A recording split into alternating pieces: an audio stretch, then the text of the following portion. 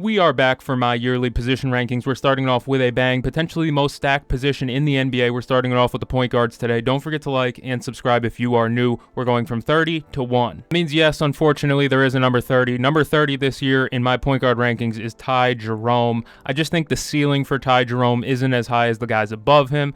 But Ty Jerome is still a very solid player. If he was coming off the bench like he was in Cleveland a few years ago, he's a 6th Man of the Year candidate. Ty Jerome isn't even the listed starter for the Memphis Grizzlies this year on ESPN, which is where I got my lineups for these rankings, by the way. He is listed as the backup for Scottie Pippen Jr. I didn't want to put Scottie Pippen Jr. on this list. I feel like Ty Jerome is a better player, I guess. He averaged pretty close to 20 and 6, but only played 15 games in Memphis last season. Like I said, I think he's a very rock-solid player and a good point guard in this league. I just think some of the guys have potentially a higher ceiling than he does for this season. But with all that being said, it sucks that there has to be a number 30, and somebody has to be the number 30. I didn't want it to be Ty Jerome. That's my guy, but that's where I have him.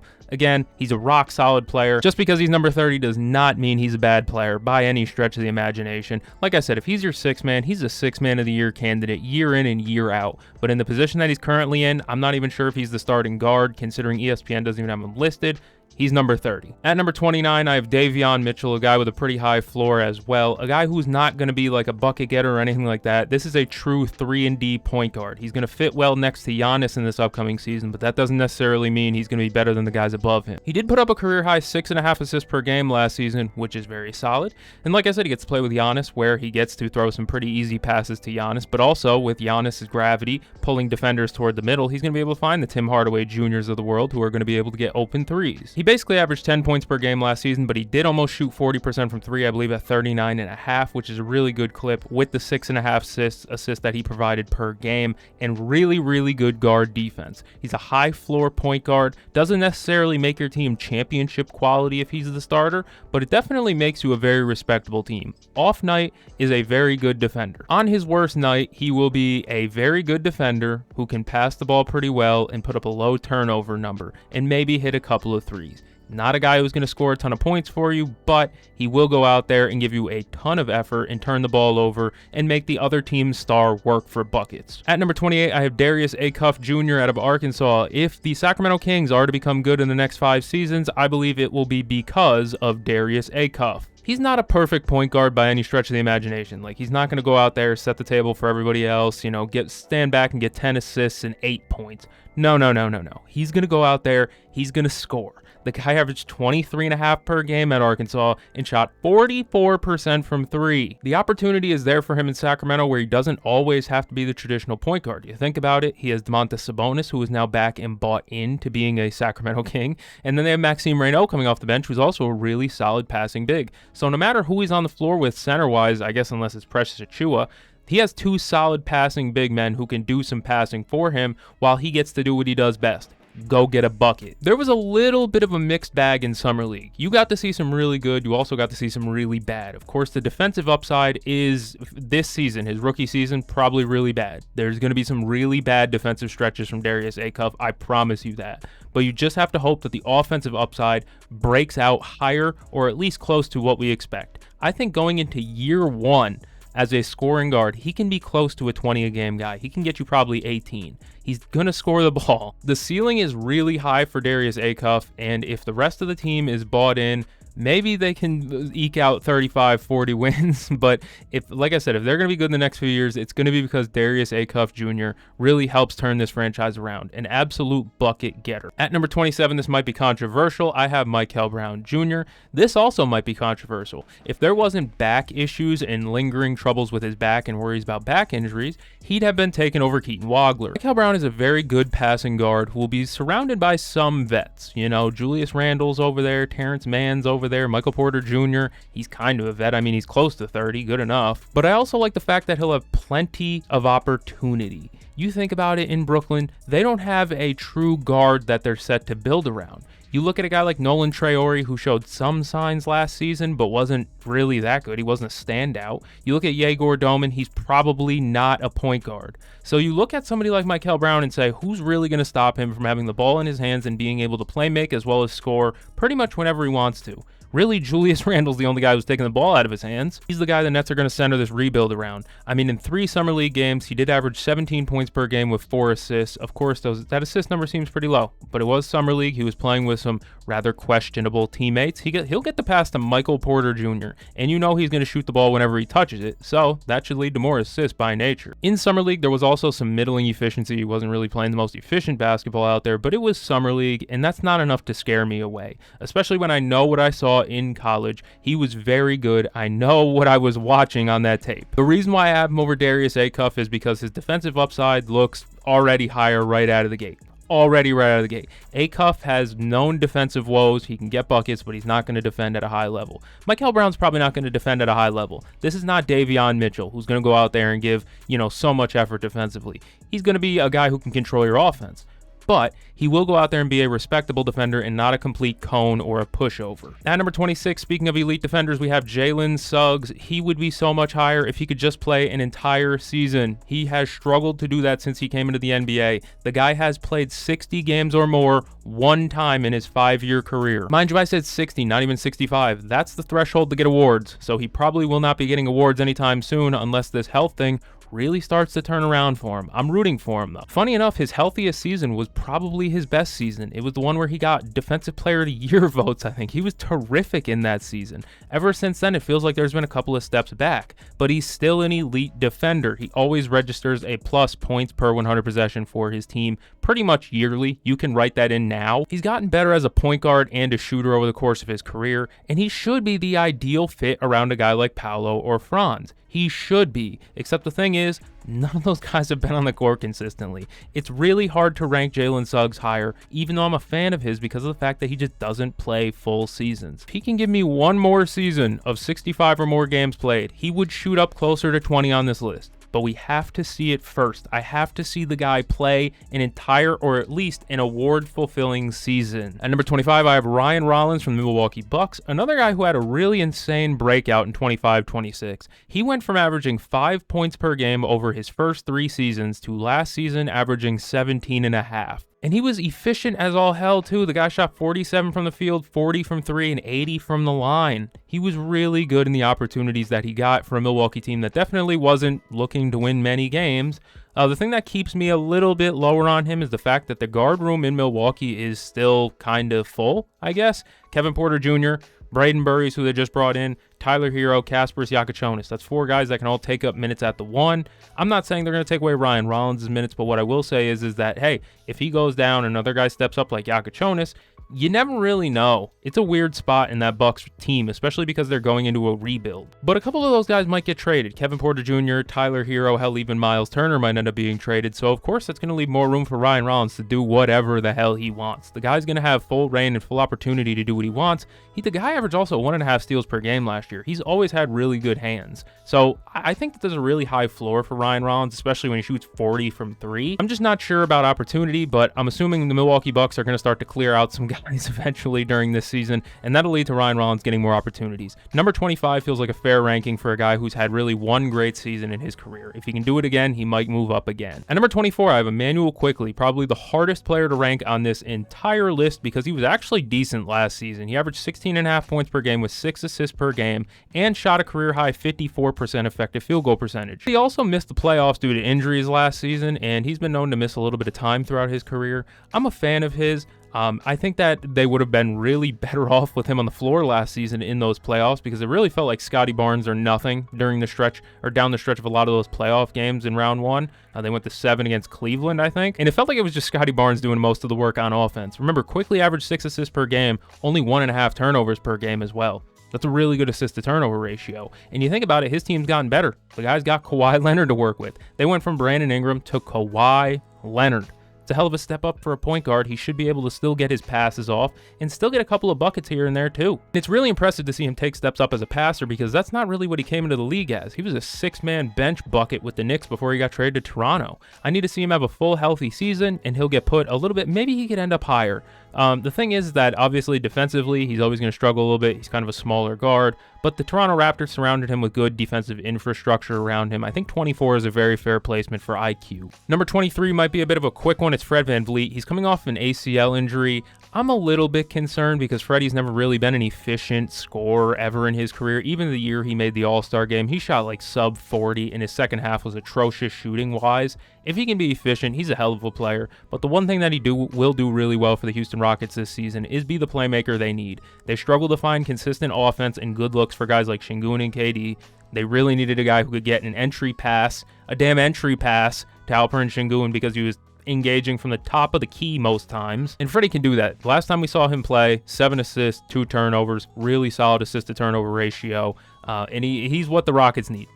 Quite frankly, he needs to be good, or else this Rockets team is once again going to be a little bit disappointing. At number 22, double deuces, I have Keyonte George, a breakout again, just like Ryan Rollins in 25-26, and he showed us some things that we frankly have never seen from Keyonte George. We always knew he was a little bit of a crafty shot creator. Thing is, they actually started falling last season. Last season, he averaged 23.5 points per game with 6 assists, but the splits are really what intrigues me. The fact that he finally had an efficient season, 45.5 from the field, 37 from 3, 89 from the free throw line. His production may dip this season, though, which is why I'm a little bit lower. You think about it, the Jazz aren't going to be tanking, which means he's not going to be sitting out games, but neither will Lauri Markkanen, Jaren Jackson Jr., Darren Peterson, who just got brought in, Ace Bailey in year 2, Bryce Sensabaugh. They have talent. That's one thing I've talked about with the Jazz all offseason is the fact that they have so much talent, names on paper-wise. I think Keontae's production offensively might go down a little bit. Hopefully his passing can go up, though. That'd be kind of fun. At number 21, I like me some CJ McCollum. Don't get me wrong.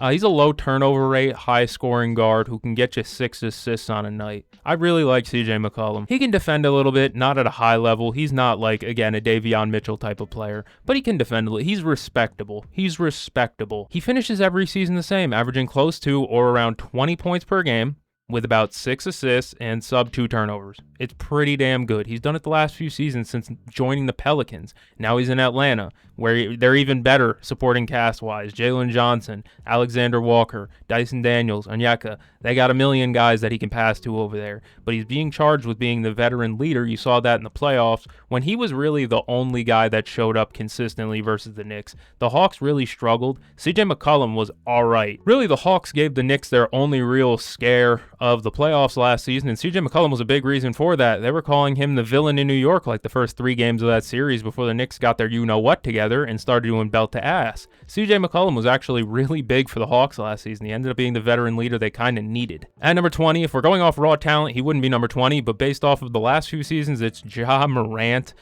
He will be the starter on this team, but maybe, I guess not. I don't know, man. They have Dame, they have Drew Holiday, they have Scoot Henderson. Scoot Henderson flashed really bright in the playoffs against San Antonio. So Ja Morant's getting added to a situation where they already got 3 point guards who are established as all right at best. I meant at worst right there, all right at worst.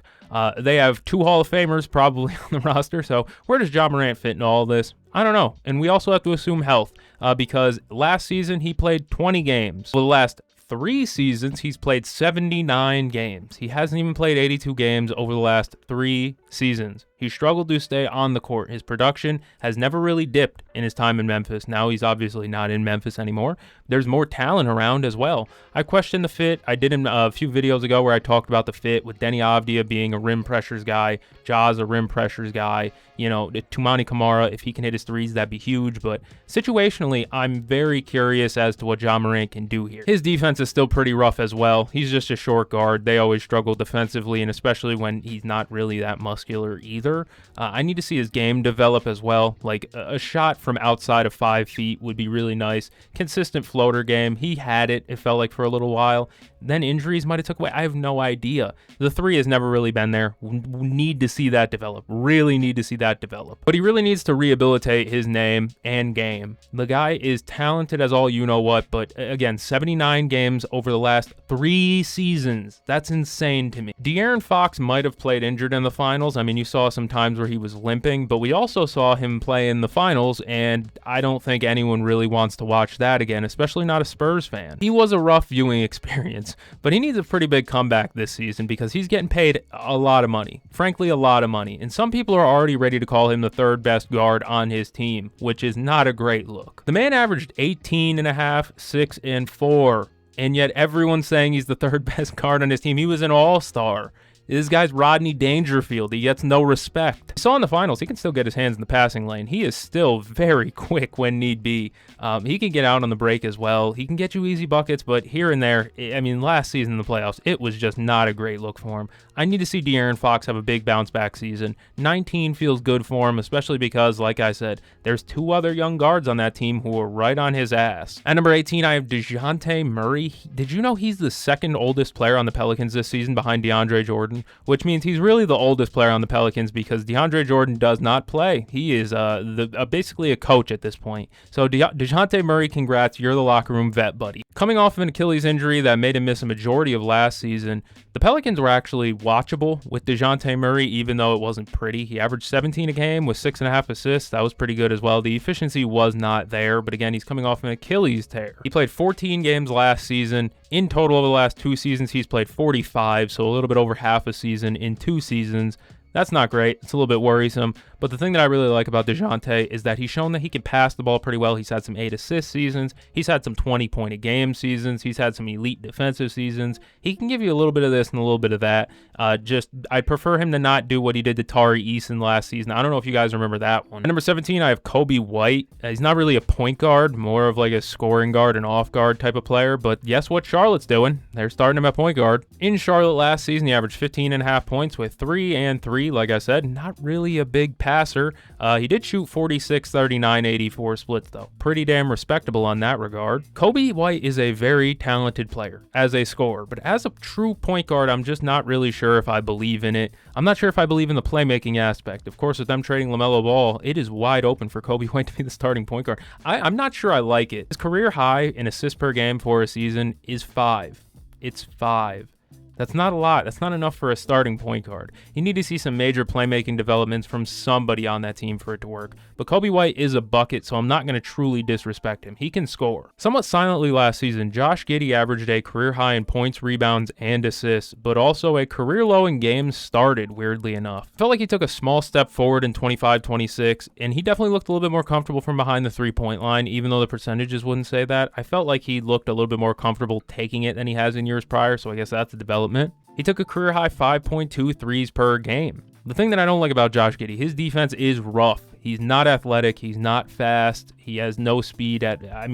He struggles defensively. It's Kyle Anderson without like the defensive IQ and length, I guess. I don't know. But also the defensive infrastructure around him kind of sucked last season. The guy was playing with backcourts of like Anthony Simons, and their center was like Nick Richards or Zach Collins. Was Nick Richards on that team? Zach Collins definitely was. Either way, wasn't pretty. Lack of speed and athleticism will always hurt him in the NBA, at least in my opinion. It always will. It'll always follow him. But the things that he does do well, he finished at the rim relatively, more respectably last season. He is very crafty getting to the rim. Like, obviously, he's not fast, so you have to do some other tricks and stuff like that. He's an amazing passer, like a high-level passer. I will give him credit for that as well. He can really pull the strings of an offense, really gives 2 meanings to the word Geppetto. At number 15, I have Trae Young. 15 seems very fair for a guy that I'm unsure what to expect from him. He played a total of 384 minutes last season. That is 15 games. I think there's potential that he leads the league in assists per game again this season, though. He has done it before on some less talented teams. This team that he's playing with in Washington is very talented. The thing is, I don't think he's going to be a 20-a-game guy. He might sneak low 20s, but I'm not exactly sure because in his time, again, last season with the Wizards, he averaged 15 points per game. And I'm not saying he's going to be taking less shots or whatever, but they're going to be working him off ball. AJ DeBonsa is the guy on that team. He's surrounded by talent, though. He's only 28 years old, so he should be going into the prime of his career. But obviously, fit and then injuries have also, as well as inefficiency. I'll throw inefficiency in there as well. He has not been efficient over the last few years, especially from 3. It's been really hard to rank Trae Young over the last few seasons, and it's not getting any easier, especially when he's missing more time. At number 14, I have Derek White. Not many players are more difficult to rank than Derek White as well, to be honest with you. He's elite defensively, but at the same time, he struggles with the whole put the ball in the hoop thing. Last season, he shot 39, 33, 90 splits. Confusing player, but he still averaged 16.5 points per game, 4 rebounds, 5.5 assists. He played really good at the point guard spot for the Celtics last season. He also averaged sub 2 turnovers per game. And he's also one of 2 players in the NBA last season to put up over 80 steals and over 90 blocks. One of 2. The only other guy to do that is Scotty Barnes. Scotty Barnes is about 7 inches, bigger than Derek White. 98 blocks from a guard who is 6'4" and doesn't jump high like an Amen or an Asar or anyone like that. He's not fast like that either. He just has great timing, great hands. He's elite defensively, and he knows how to track somebody down, especially when they get past him. It's not a blow-by when Derek White's behind you. He's dangerous from behind. Pause again. His playoffs were really, really, really, really bad. Like really, really, really bad. He was like a single-digit scorer. He couldn't put the ball in the hoop. It was brutal to watch. We need an offensive turnaround from Derek White.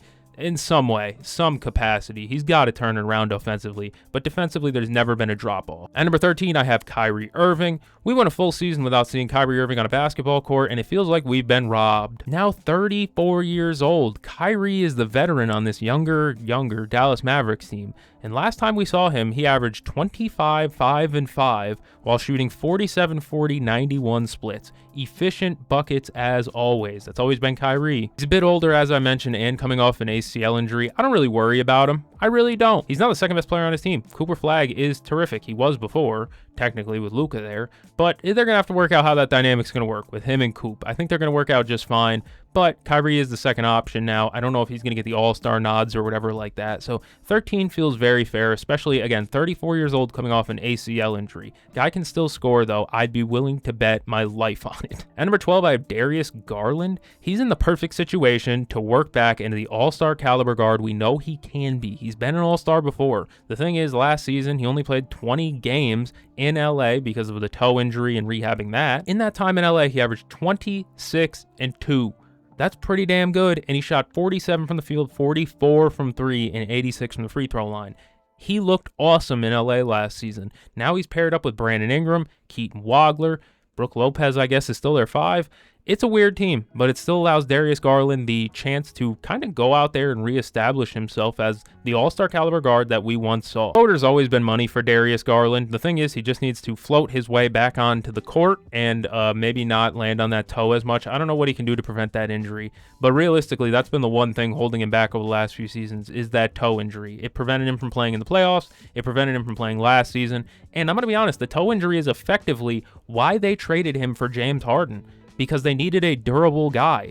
That's why they traded Darius Garland. They needed somebody who was going to be there. At number 11, I have LaMelo Ball. He finally crossed the 70 games played mark in a season. Good. He missed it the last 3 seasons. So to see him cross 70 games, again, very good. There's also a downside. He played 28 minutes per game, which is a career low. And he also had a few games where he came off the bench because they were really trying to manage his workload.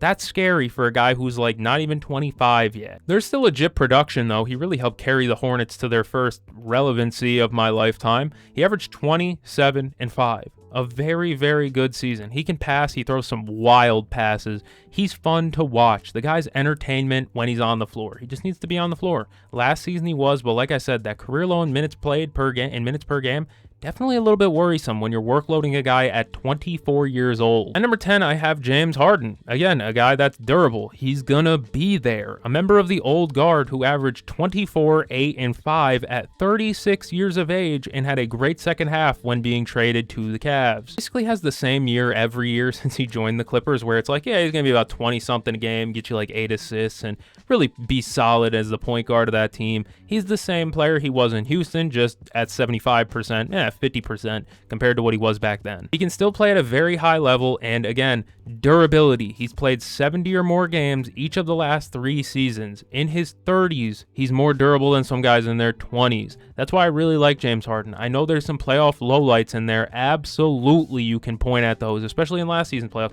He had some no-shows. He always does. But the thing that he also does do is keep you around in the regular season. He's a regular season floor raiser, a guy that will help your team win more games in the regular season. Is he the perfect playoff player? Hell no. He actually kind of stinks in the playoffs, don't get me wrong. But that 82 games, James Harden will help you win a lot of those. At number 9, I have Jamal Murray. Somewhat silently, Jamal Murray put up a career high in points, rebounds, and assists while shooting a career high from the field and from three, and for that, he got rewarded with an All-NBA nod and an All-Star appearance, the first of his career for both, I believe. Some people, again, are going to point to the playoffs, but I'm just going to point you to the fact that Jaden McDaniels is his kryptonite, and there's nothing wrong with that. There's some guys that just defend some guys well. Jamal Murray is defended by Jaden McDaniels pretty damn well throughout his career. The thing is, that shouldn't take away from the fact that he was more durable than Jokic was last season and helped carry that team that was injured as well. Jokic missed time, Aaron Gordon missed time, plenty of guys missed time for them last season, but Jamal Murray didn't. And he was there, and he was rewarded with an All-NBA selection for a reason. I'm not going to disrespect the guy because he had a bad playoffs when he made All-NBA team for the first time. I actually have to tip my cap to him. At number 8, I have Devin Booker. He didn't cross the 65 games mark, so he didn't make All-NBA. But I feel like he would have if he had played that one more game.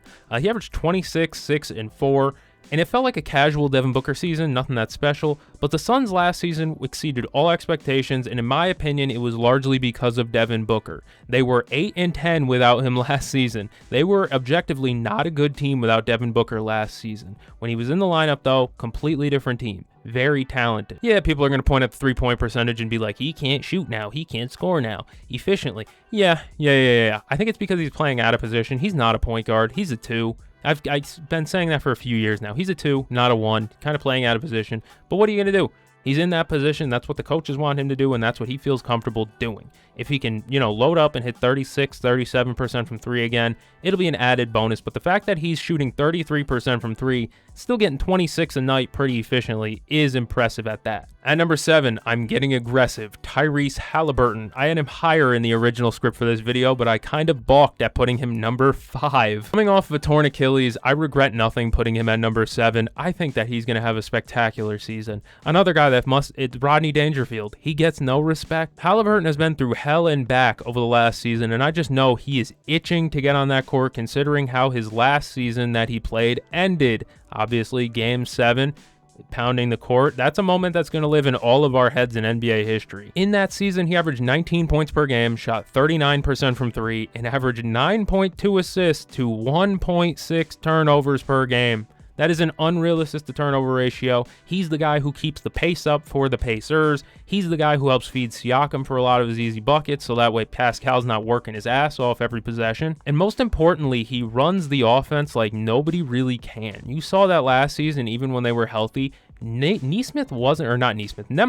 was not able to run the offense nearly as effectively as Tyrese Halliburton was. Simply put, Tyrese Halliburton is needed for the Pacers to be good. And especially with their new center, Ivica Zubac, I'm curious to see how that pick and roll tandem is going to work out. I love Tyrese Halliburton's game. I should have put him higher. I feel bad for not doing it, but 7 feels aggressive. 7 is aggressive for a guy coming off an Achilles. At number 6, I have Tyrese Maxey from Tyrese to Tyrese. He averaged a smooth 28 points per game last season while almost putting up 7 assists per game and leading the league in minutes per game. Maxey's a scorer firstly, but I do want to point out he posted his first defensive on-off number of his career. The defense last season was 3.7 points per 100 possessions better with Tyrese Maxey on the floor. He was getting a lot of steals. He almost averaged 2 a game, I believe. Obviously, the 28 points per game and the fact that he almost led the league in scoring. Like, he was leading league in scoring the first, month or 2, I think, of the season.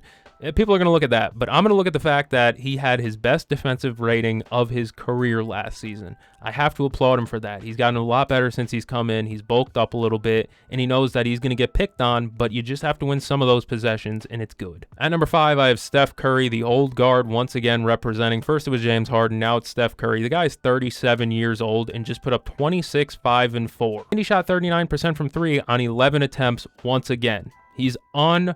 real as a shooter, the best of all time. We know that. Not as statistically dominant as the guys I ranked above him, but the thing he does do is impact the game just by being on the floor. I mean, it opens up so much space for everyone else on the court when you have to guard a guy from 40 feet away from the basket. Going into his age 38 season, you have to wonder how many incredible seasons does Steph Curry have left in the tank. So what do you got to do this season? You got to sit back, you got to watch as much Curry as possible and really appreciate it. Because guess what? Mike Dunleavy and the Warriors front office do not seem to appreciate it whatsoever with some of the moves that they've made or lack thereof moves. At number 4, I have Cade Cunningham. Very high usage, big guard who can play make, he could score, he could defend, he could rebound, he could pretty much do anything you need him to do. He averaged 9.9 assists per game last season. That's an absolute ball breaker. 9.9 right there. That's tough.